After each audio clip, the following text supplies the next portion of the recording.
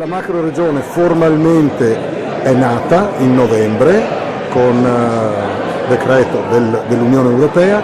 Il ruolo che il sindacato può e deve avere per un avvio reale di questa macro regione adriatico-ionica.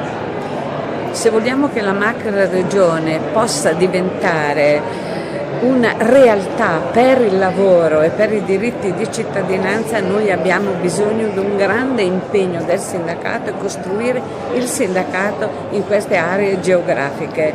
Lo SPI c'è, la CGIL c'è, noi saremo presenti e daremo il nostro massimo aiuto. Una caratteristica del sindacato dei pensionati è proprio la contrattazione sociale.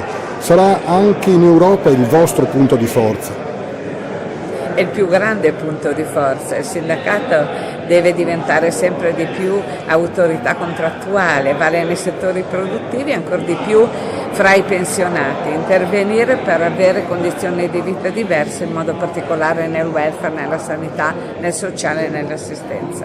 Operativamente dal convegno di questa mattina è emersa la necessità di dare vita anche a dei gemellaggi con i paesi vicini. A che punto siamo? Siamo abbastanza presenti, in particolare in Slovenia, in Croazia, adesso bisogna vedere come fare anche negli altri paesi, ma ci stiamo provando e ci riusciremo.